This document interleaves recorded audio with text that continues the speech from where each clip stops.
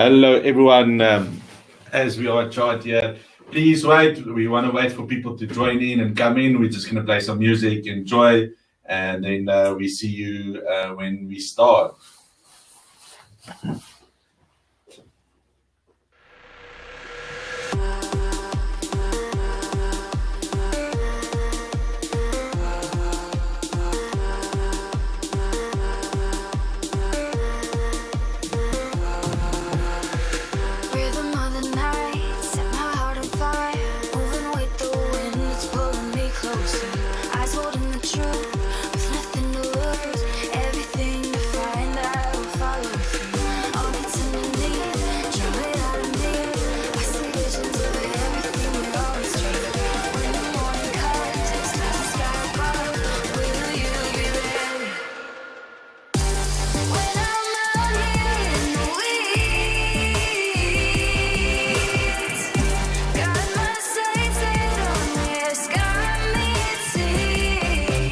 Hello. Those of you that's in already, just type in the message where you're from.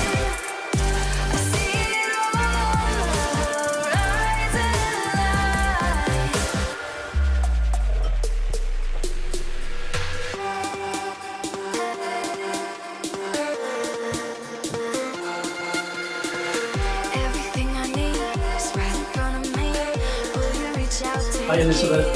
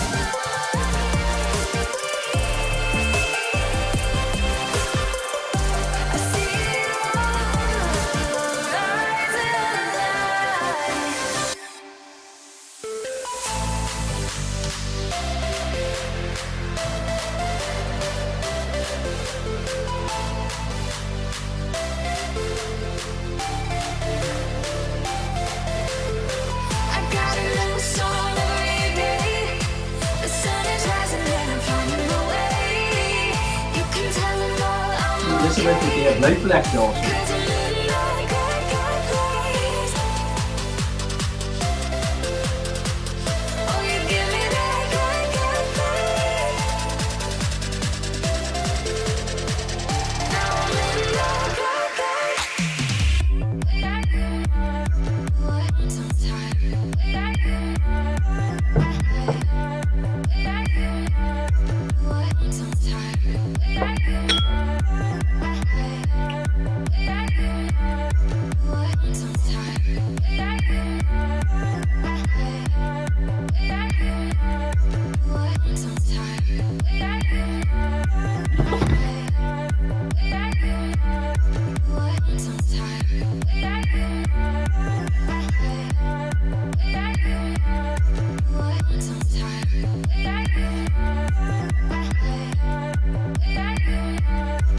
For those of you that's in already, tell us where you're from.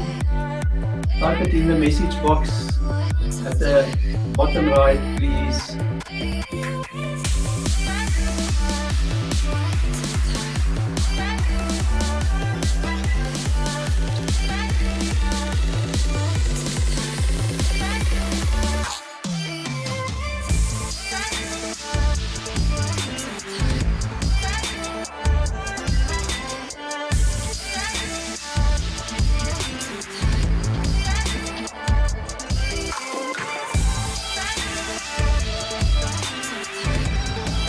Hi, Billy. Nice to see you. Thanks for attending. being in the room. Oh, you give me that good, good feeling. Now I'm in that good, good place. My tongue tied. 2 minutes to go. 2 minutes to go. Get yourself a cup of coffee. Like us, we have our coffees ready. And so please join us in a nice coffee evening, having a coffee date with Char, talking about turnarounds. You will need a coffee to sit down and relax and be in your room to listen to Char. Hi Sonia, nice to see you. And thanks for coming into our webinar room. We're just going to have a nice chat. And it's not just about business. What I've got tonight actually is very valuable for our personal lives as well, because all of us go through some sort of dip sometime in our lives.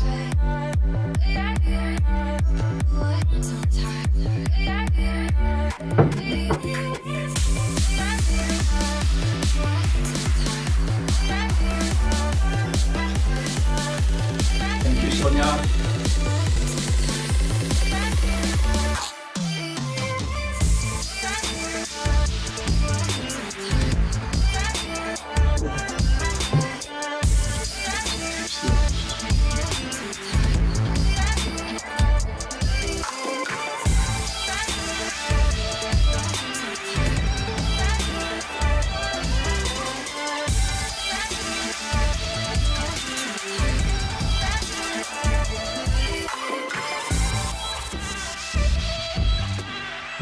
Oh, you give me that good, good feeling.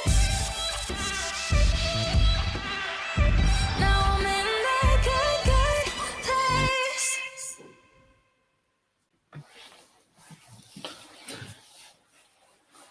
Good evening, everyone. Welcome to being here tonight. And as we give chance for people to join the room, we're looking forward as this comes to an end today, this beautiful day. This is also the day that I realized that my life turned around. And tonight we're going to listen about how you can do your turnaround in your business and in your life.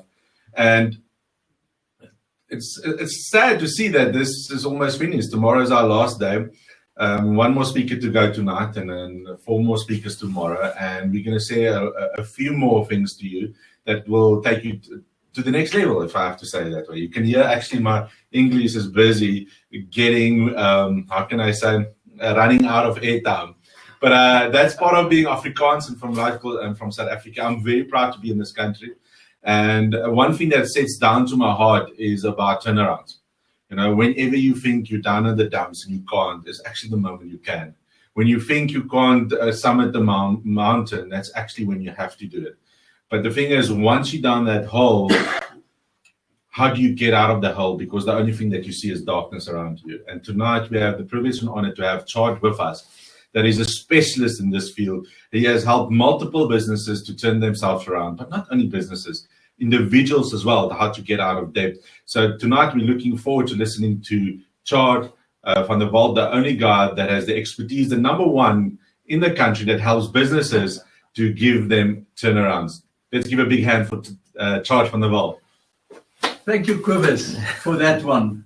You know, next time I'm going to pay you even more, you know, because now I'm already number one.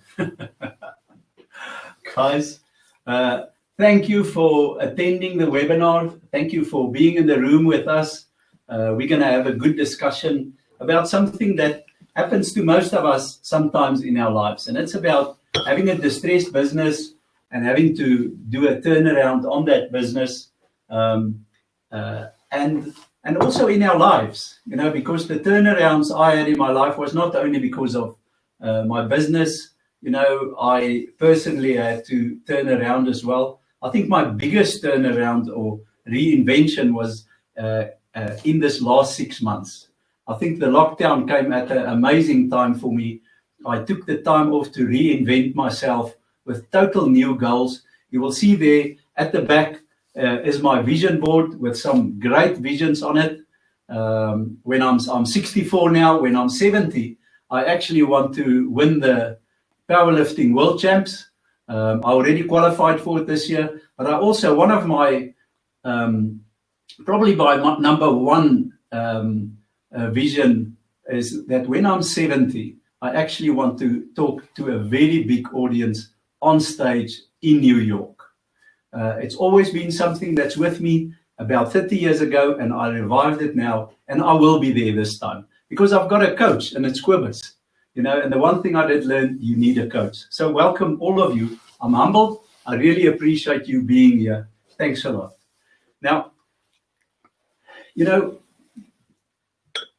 are you also there where you feel like you have used all your weapons and you just don't get things fixed, you know? And the more you do the same stuff, you know, the more you think I've tried 10, 20, 30 things now. And that goes for either a diet or getting fit or fixing your business or achieving your goals. You know, I know that feeling. I've been there quite a few times. Now, it happens to the best of people out there that their businesses do get into problems.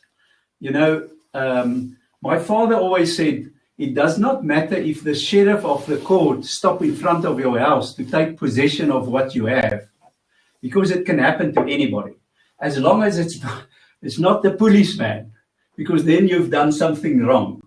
You know, so there's some good examples of people, and if you go Google it, you will get a long list of people that failed many times in their lives, but they kept on going. Now, it is actually not a failure if your business goes under and you try again.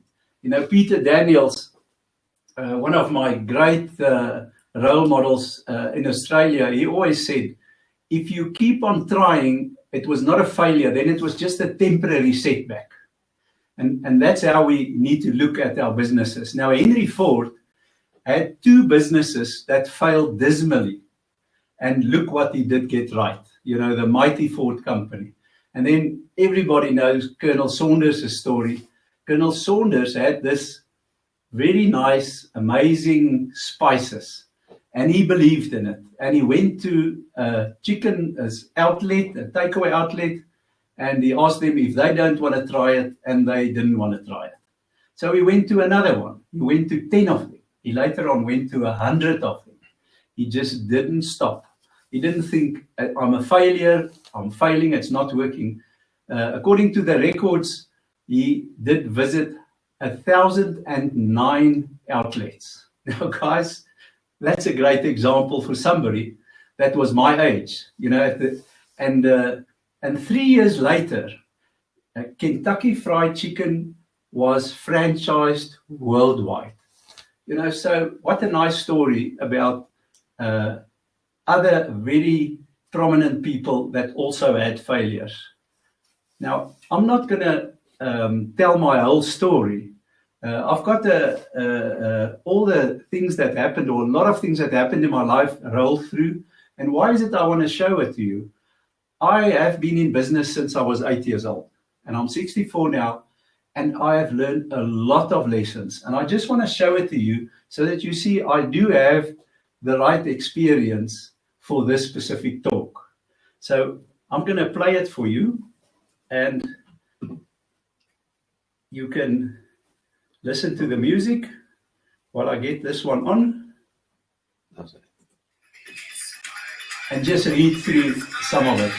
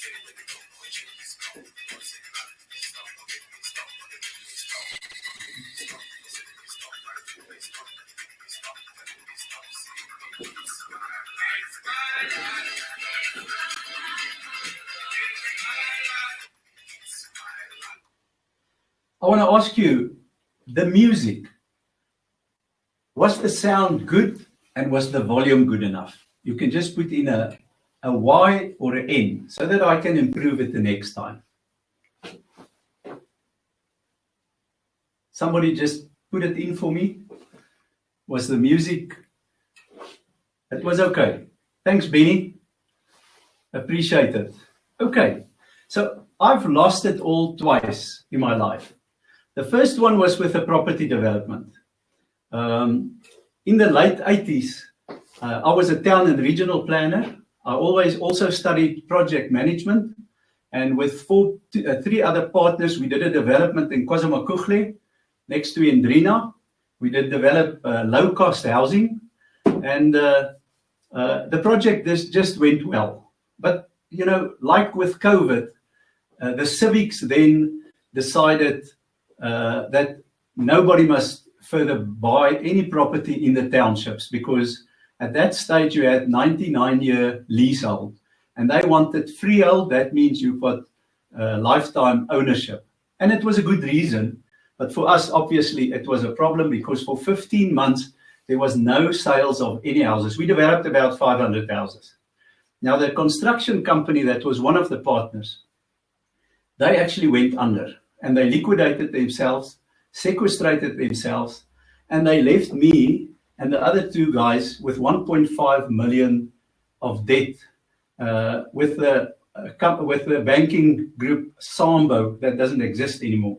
But 1.5 million debt, if projected to today's value, is about 21 million rand.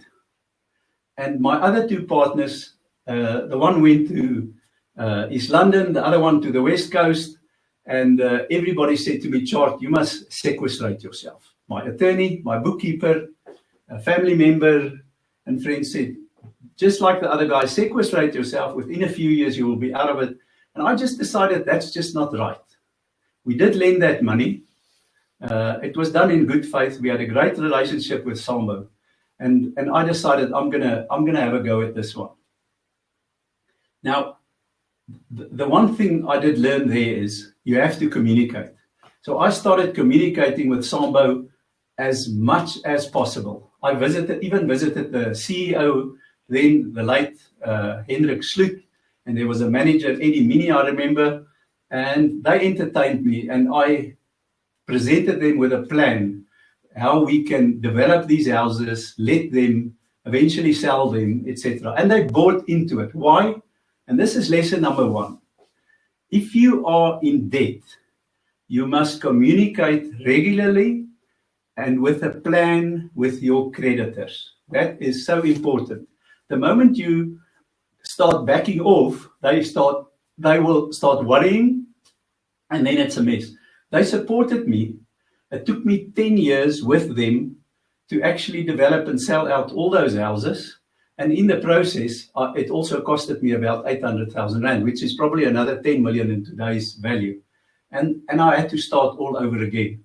But the one thing I had is they all said that they will support me whenever I need any funding in the future.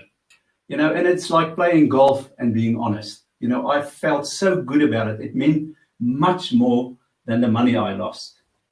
I think the second time I got divorced, lost focus in my business, because for anybody it's a traumatic experience. You know, obviously one loses a lot of money when you get divorced. It's never a win-win. It's a bad third place. But on the golf course, I played golf with a Greek guy that said he's busy with his third divorce. and he said, John, I want to give you a good lesson. You will never regret it. He says, you and your wife had good and bad times. He said, give her the past because you can still take the future. And it was such a nice story. I gave this advice to so many people in my life going forward. In that I made sure that financially she was well off and I paid everything for my daughter. And I never regretted it, and it was never a problem. But I had to start over again. And this was in my 30s, early 30s and late 30s that this happened. Now, you know what happened? I had to hustle in that time. The debt was piling up. The creditors was phoning. The bank overdraft was growing and maxed out. I maxed out the house bond. I paid credit cards with other credit cards, and rolled the money over and over. And I had to bootstrap as good as I could. I borrowed money from friends and family. I still got these old little contracts from that time just to remind me. And, when you are in such a situation, your mind gets foggy and your effectiveness goes down. So who can associate with some of what I just mentioned? Has anybody been in a similar situation? Just a Y and an N in the chat box, please. Where you can associate with it. If everybody is onto you all the time, it feels like your head just mushes up, and it is a problem. Okay, I see, Willie, you say yes. Yes, guys, I think it's the case because I coach people these days, personal coaching as well as business coaching. I know, I talk to them, and I try to make sure that they can understand that they are actually much better than what happened to them. That's very important. Now, what you will learn today is what to do when your business is under stress. And this can go for your personal life as well. Also, what not to do when your business is under stress. And then the value of the numbers in a business. And that is everything you can measure. The value of transparency and communication, and obviously honesty. The value of honesty and transparency. And then the value of grinding and accepting change. I will mention it probably again, but when you are in a stress situation and you're not prepared to work 14 hours a day, rather not try. You have to put the hard work in. Now, where do you fit in the following 4 situations? You had a good business, but COVID sunk it. You do not have enough sales and turnover. You have enough sales, but no cash flow. You just do not have enough time to be everywhere. It seems like you just can't get to all the work. The creditors and debt are just overwhelming. Just put A, B, C, D, or E in. You had a good business, but COVID sunk it. You do not have enough sales and turnover. You have enough sales but no cash flow. You just do not have enough time to be everywhere, or the creditors and debt are just overwhelming. Okay, Adrian says B, Sonia A and C, Willie C, Elizabeth B. What's interesting, and Kobus is sitting here with me, and I can tell you, he's probably the online sales guru, the best I've seen. And I've listened to a lot of webinars, but I experienced it firsthand with him. Luckily, B, you do not have enough sales and turnover. I want to tell you, contact Kobus, because he changed my life in that regard.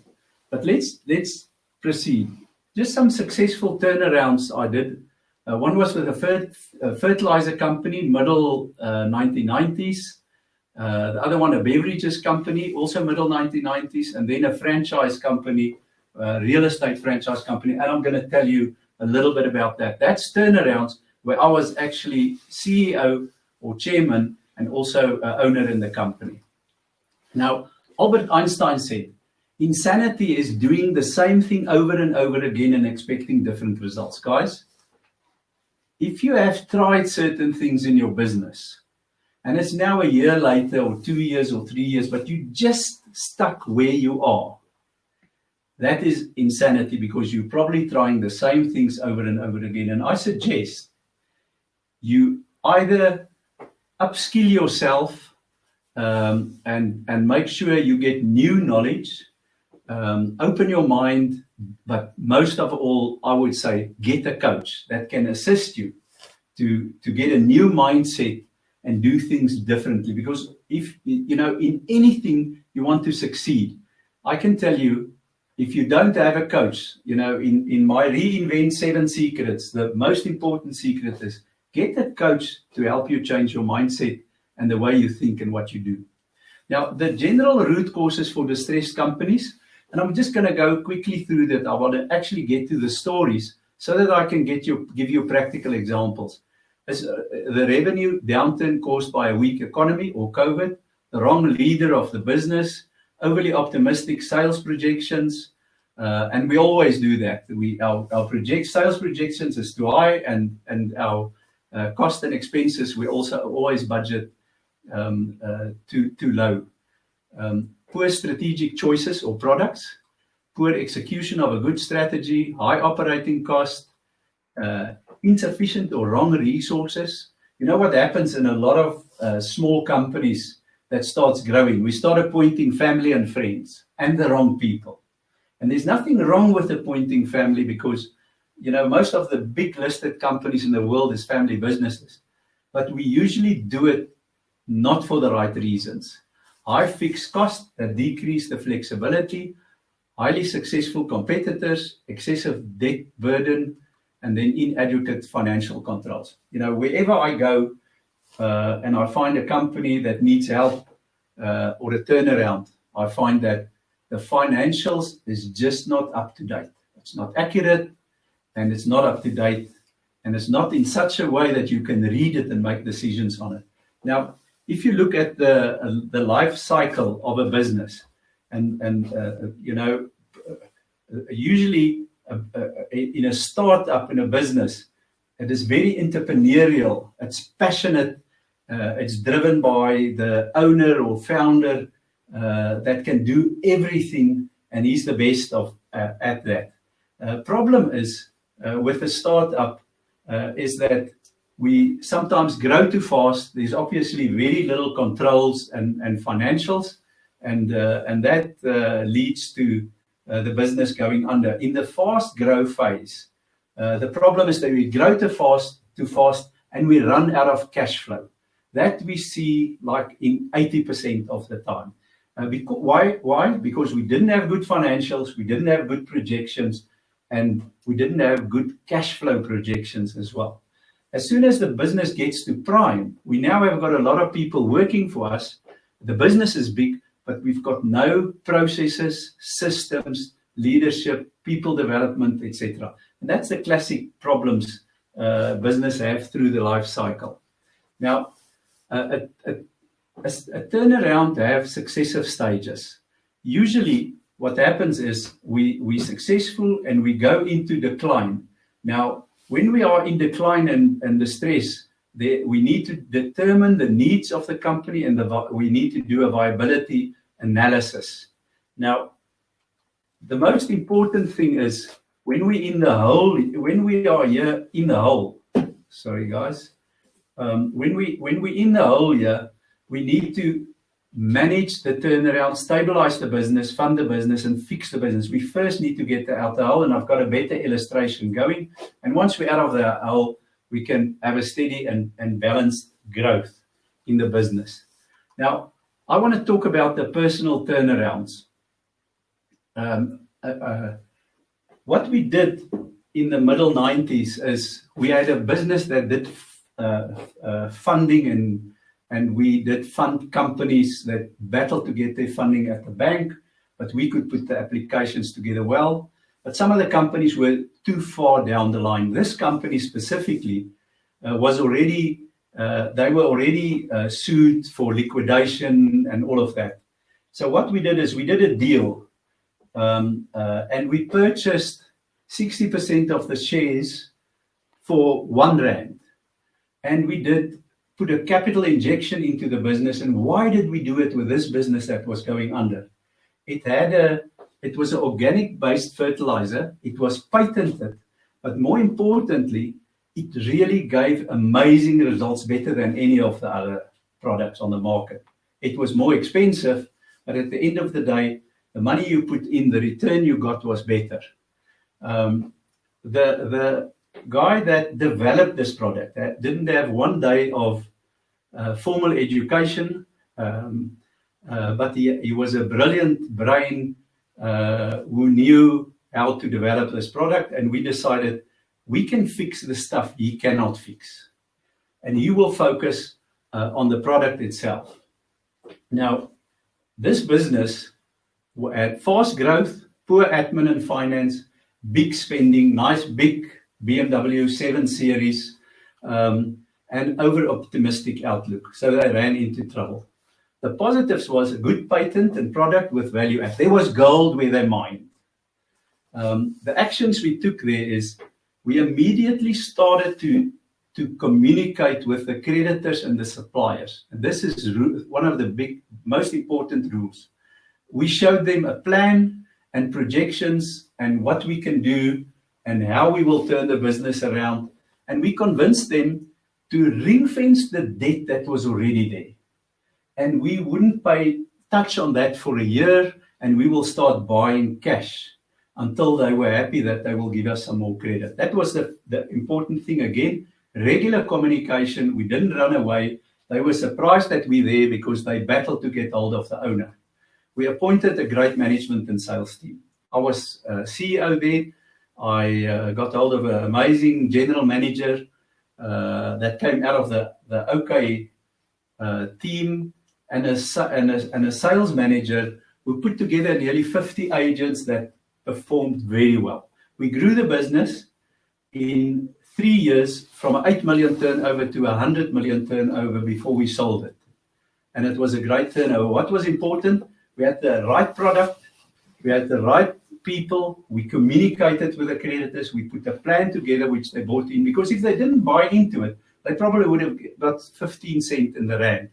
And that's something to remember. And then we put some good systems and metrics in place. Fantastic turnaround, great people that worked for us. Then this business, retail brands into Africa and continental beverages, a year or so after the previous one, this business had corporate partners, SCMB, Gensic, Allerines, those type of companies. They put in 48 million into this business. This business manufactured all the Pick n Pay, Woolworths, Macro, private label brands, Hood, Smirnoff Ice, Smirnoff Spin, Lucozade, and Lipton's. And it was a good business. This business, it was a Canadian company that's the biggest in the world with private label. They had their business in Cape Town because it's a lekker place, but it was the wrong place. They made a gross loss every month. We bought that business for R1. We moved the equipment to Johannesburg. We did exactly the same thing. What happened to that business is my partners that managed it, they made 10 million profit in the first year. The next year they made 20 million loss, because they started competing with Coca-Cola, putting fridges all over the country, and it was just a strategic mistake. And I was asked by the bank to take over and do the turnaround as chairman of the company. We turned it around in 3 years. We got the cost down, the turnover up, and the company was sold successfully to Ceres 2.5 years later. But here's the story, and this was interesting. We had inexperienced leadership, good people, good business people, but they knew very little about the specific industry. There was poor metrics, uncontrolled spending. Although we had a captive market and capital equipment and good brands, but that was the problem. The positives, as I said, sorry, I repeated it here. We had a captive market, capital equipment, and good brands. What was the action taken? First of all, here I did see in a turnaround how two different CEOs perform or not perform. I was chairman. The first CEO we appointed to assist was somebody that's been in the industry for nearly 10 years or more than 10 years. He managed a very famous soft drink brand for 10 years with consistent growth over a period of 10 years. But he had a change management style, collaborative style, and this was a turnaround. And if you look at the turnaround, you need to be a little bit more autocratic. It's like the Edward de Bono's orange gumboot. Orange gumboot is you need to make quick decisions. You need to take control of the business, and it needs to be intensive. Now, what happened here is before we appointed the right CEO, we put together a very good plan with good financials. We went to big groups. I can say to you, it was Consol, Bevcan, Zacpet. And I remember when I presented this plan to the new marketing director of Consol, he said, "Chart, this is a great plan, but I can tell you this is not going to work." And I said to him, "Well, just trust me. We've got one choice. We either close the place down or we go on." I said, "But we're ring-fencing your existing debt." The company, when I arrived at the company, I remember we were 6 months in arrears with some of these creditors and suppliers. I remember walking in there, my now wife, she's a accountant, and she and a chartered accountant and myself walked in there the first day at this factory into the finance department. There was about 15 people sitting there. We ended up at the end with about 6 of them that did the same job. But as we walked in, we said, "We're here now, we're here to actually try and turn the company around, and we are here to help you guys." And a lady there that sat in the corner said, "We just give you 2 weeks and then you will also be on pills." Wat senuweepille? She said, "Julle gaan net 2 weke hier wees, dan is julle ook op senuweepille." And I remember sitting on the first floor and hearing how some of our creditors and suppliers shout and scream in the reception for their money. That's how bad it was. And I discovered on the second day that the company is owing customs and excise 21 million rand. So the third day, I was at the head office of SARS, and I saw the head of legal, the legal department, and the guy, I said to him, "Listen, I've been in the company for 3 days and I discovered there's 21 million that we owe SARS." And he did look over the table like this to me and he says, "Where's my money? I will lock you up." That's how volatile this turnaround was. And I remember just on that guy from Consol, a year later, Consol had a golf day. And I was playing in the 4-ball with the CEO and the marketing director, and everything was working out. And let me tell you why. One of the things I did learn there, we appointed a CEO, an amazing man, a specialist in turnarounds from who I did learn a lot. I don't think you'll mind me naming him. It's Anthony Dixon Seeger. He was a military man, very autocratic, but very fair. And on the first day he arrived at the company, he came there, and this is a big factory with his red Porsche, taking the best parking. He had a suit on, walked into to his office, got his new PA, and wrote a letter and said to everybody, "From today on, the parking is allocated. And this is where I park, the financial director." It was open before. And I said, "Anthony, why did you do that?" He said, "Chart, if the parking was allocated, I would have unallocated it. They now know, yes, somebody new, and he's making decisions." And I'll never remember that. It was such a good story.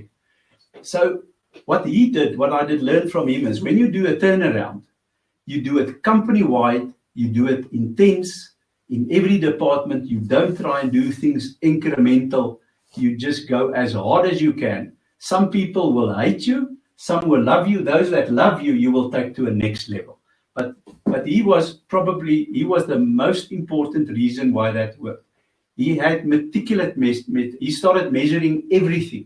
And I still got a template that very much from what I did learn from him, that template of what is the things when you walk into a new company or your own company, you want to start doing a turnaround.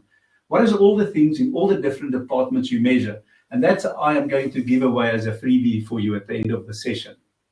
So that was amazing. 2.5 years later, the company moved from 3 shifts, 7 days a week, to 4 days a week, 2 shifts, double the output.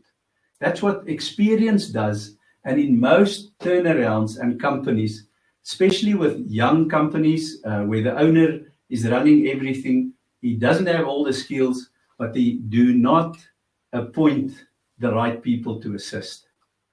Now, RealNet Properties, I'm not going to go into all the detail so that we can finish on time. I think we had poor leadership, not poor people, good people, but not specifically for management. We had poor franchises. We had 27 of which only 6 did work, countrywide, no systems and no company governance. Positive, there was good branding and a amazing culture. I remember Rutia Olivier was the chairman and the people and everybody loved her. Experienced and loved chairman, and there was a property boom. So everything did go well. 2 years after I bought shares in that company, we did go into the big dip. But that was enough time. The actions we took was appointed good staff, systems and processes, especially our regional managers and the guy that sold our franchises were amazing. And we grew from 27 franchises, of which only 6 worked, in 2 years to 92 franchises. We were the 3rd or 4th biggest real estate company in the country. And when the dip came, it dropped to about 70. And I think today it's probably also 60, 70 franchises. That business we sold with no debt, making profit. I sold my shares about 10 years ago, I think in 2010. So where do we start? Address the very urgent issues first. You know, what you see here is the company, it's going well with the company and that it declines and then you are in a hole. Most important thing is you need to get out of the hole first and then you can look at growth. So, you know, important is what you do first. You're not in the hole, only in the hole. I'm busy with 2 companies at the moment. The one is a bakery and pie company. And that company is exactly in this situation in the hole. And the other one is in the construction industry. But they're not only in the hole, guys. When you're in the hole, there's a fire that you have to extinguish first. And that is, first of all, I say get a good experienced coach if you haven't been there before. Secondly, relentless, immediate communication with everybody you owe money. In these 2 companies I'm coaching at the moment, we made a list of all the debt. The first list was about 400,000, for instance, just taking a number. The last list that's accurate now is about 1.2, because when you're in the hole, you don't take action on the debt you have. You try and avoid the people that phone you every day. But if you keep on communicating first, you know, you will open your mind, the fogginess will go away. Have honest and transparency with the creditors, dig deep into the numbers, face the facts, be brave. Once you see all the numbers and you know how deep you are in trouble, you know, you sort of relax a little bit because now you've got a view on it. I can make it whatever it is. Develop a payment and a cash flow plan. I'm not going to go into the detail, but if you've got the right cash flow plan, you can see where your money is, where you're going to run short of money and how you need to move money around. So you need to have a 3-month cash flow plan. And because if you then go back to the creditors and say, I'll pay you in 2 months, and you pay them in 2 months, then you will get the trust and they will be more lenient. And then communicate with ongoing facts. Then, simultaneously and company-wide with urgency and intent, you need to start fixing the business. Get clarity on the business model. There must be gold where you're digging. If the business model just cannot work, you can leave it. And that doesn't mean there's too much competitors. It means, you know, this is a business which people need. The business of a business is outside the business. It's not what we have. It is what the client wants, whether he wants to buy it and whether he wants to pay for it. And we need to understand that. And again, If you haven't got the experience, get a good coach. Is it a real business with a future? Can it grow? Does it have accurate financials and reporting? And that sometimes take a month or two to fix. When I walk into a company for a turnaround, I do two things first. I want all the numbers, and I want to understand them very clearly. I want to understand everything that's happening on the human resources side with people, because that's the two things that impact most on a business, and obviously the marketing. And review the leadership. It is the leader that got the business there in the first place. So if you're the owner, you can't replace the leader, but the leader can get somebody that works with him. And that's what I do when I go into businesses. And then serious metrics for the value, for the whole value chain. Everything needs to be measured all the time so that we can understand what we're doing and review the marketing and sales, obviously. And then I, once out of the hole, set the company up for growth. Protect the cash flow at all costs, restructure the funding, because usually now we're already in a position where we did lend short-term money at 3.5% per month, and we need to start fixing all of that. Negotiate terms with suppliers, ring-fence debt. But now that you already are out of the hole and the suppliers trust you, you can start getting 30 days and don't buy cash anymore. Invest for growth where possible. Set up good processes and systems. Have a good strategy, values, and culture. Culture and values is not a part of the business. It is the business. You can believe that. And then just some turnaround wisdom. If there's gold, then funding is not a problem. Standard Bank and UCT, University of Cape Town, studies on small businesses shows, and by the way, it shows that 1 out of every 10 self-start businesses fail, and 9 out of every 10 franchises make it. I remember that stats. But what they did say is, if you've got a good business model that can work, out of 15 factors, the one that's funding is number 13. It's not the first. People always think the business cannot work if they're not funding it. If you've got a good business, you will get funding. If you are not prepared to grind it out 14 hours a day, guys, it just won't work. When I was in trouble years ago, I was obviously younger. I would get to bed 12 o'clock at night sometimes. 4 o'clock I would get up and I would start working. And I could do it 6-7 days a week if it's necessary. It just depends how you want it. If you can't do it, then rather not try further. Be prepared to change your mindset and all else. I can tell you what I've learned about mindset is just mind-boggling, how that can make a big difference. And then most businesses fail when they are 10% away from success. And remember that. Sometimes you are at the breakthrough. And then understand your current ability so that you can make sure you get the right people to help you. I'm not going to go into some of the businesses I coached to help. I want to say that StratSolve is a company that is specialist strategy facilitators, turnaround coaching. We do turnaround coaching. We do facilitate strat sessions, the 3-day breakaways or whatever of companies. We do business, sorry, not couching, guys, coaching. You know, English, I when I was younger, I only spoke it out of self-defense. But it's getting better, and I said to myself, I'm going to go on training. By the end of September, you won't recognize me. And then we are management consultants again. We basically generalists. We can do everything in companies. You can view our website on www.stratsolve.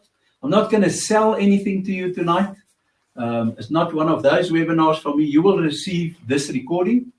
You will receive the slides, and you will receive a very detailed kick-off checklist to start any type of turnaround. And if I can just give you a quick view of it. This is what it's like. It's about 5 pages. The finance function, the sales and marketing function, the purchasing function, quality assurance, human resources, if it's a factory, manufacturing, and general else keeping. And that I will make sure that you get it. Just one or two of the people that gave me some recommendations. Ben Ackerman, my journey with Chart has added value in areas of my life that I never thought of. Chart has the ability to make you aware of your shortcomings and blind spots that adds value to your end result. On a personal and professional level, I have started to gain control of my life and also saw how doing things right rather than fast makes all the difference. Thank you, Chart, for your valuable guidance. And then from Louis Ferreira, he's actually my partner. We've been working together for a very long time. He says, and you can believe what he's saying because he's probably the most clever guy I've ever met. He can't be wrong. Working with Chart as a colleague and partner allowed me ample opportunity during the last 20 years to gain knowledge and insights into his capabilities. He has proven our ability to inspire, motivate, and assist people in all walks of life.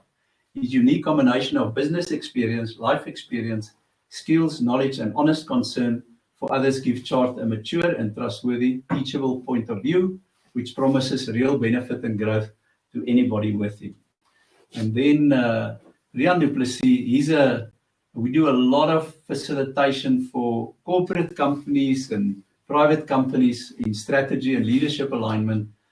He's got a doctorate degree in leadership. He says Chart is a highly experienced executive and board member. He has an in-depth understanding of business and strategy. I've had the opportunity to work with Chart over the last 10 years in strategic and leadership alignment interventions with executive teams. I was always surprised at his level of knowledge and insight. When it comes to business coaching, I often refer people to him. And thanks for that, Rian.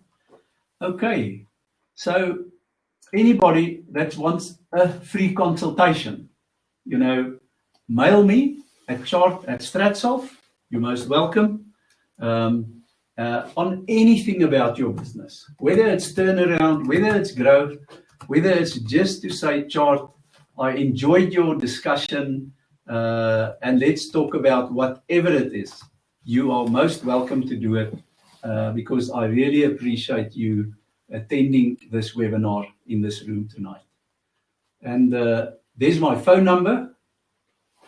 And I think, Kobus, are you putting it in for us? Kobus is also putting it in on the chat box, and I think he's got the link there. If you want to mail me, you can do it. And there is my telephone number. You can take a photograph of it, take your phone, and then you've got it, but it will be on the replay as well. Thank you for attending. Get a vision for your future business. It gives hope. Avoid negative people and advice. And remember, you will become like the 5 people you mix with most. If you can't get the right people to mix with, what I advise you is read the right books, listen to the right webinars where you can mix with those people, change your mindset. Then the turnaround will be fun. And just give it your best and remember there is more to life and that you are an amazing person. Do not take yourself too seriously. And I wanted to say, like one of our other speakers, and dance in the rain. Think big. And there's my email address again and my telephone number. And let's start today. Thank you, guys. I really appreciate it. I don't know if there's any questions. Yeah, look at the one, Alan. Okay, Alan says, I believe that you have got the gift to do what you do. You have the responsibility to give, not to say you should not make money. Yeah, I obviously do make money, but this for me tonight, I wanted a relaxed session with no sales. My Reinvent 7 Secrets, I do sell. It's very affordable, but that's my 120-day master mind course where we create our vision, our objectives, short-term objectives. We look into our values and everything so that we can get where we want to get in the next 10 years. Go a little bit up. But the other ene, Kobus, The one second from above that Alan says. Oh, Alan, what did the person that found the product get out of the sale? Did he prosper? Yes, very much so. He was. You talk about the fertilizer. I take it. That guy, when we met, he was 63 years old. He had his third heart bypass op. He was operated on the Monday. On the Friday, he was back at the factory. He was all over the place, a big spender, but he would have lost everything at that age. This business was sold, and he walked away with enough money, and he started a small little business outside of Alberton where he kept on selling this fertilizer to places like Ellis Park and Sun City, etc. So I think we intervened at the right time of his life. No other questions? Okay. Willie says, I like your quote, Insanity by Einstein. Lots of food for thought. Hoe sê hulle, hoe tong my knoop nou? Lots of food for thought and golden nuggets to apply in my own business. Very good presentation. Thanks, Shots. Thanks, Willie. I really appreciate it. Adrian, yes, Adrian, asseblief, kontak my. Het jy my e-posadres? Maak seker jy het hom chart@Stratsel.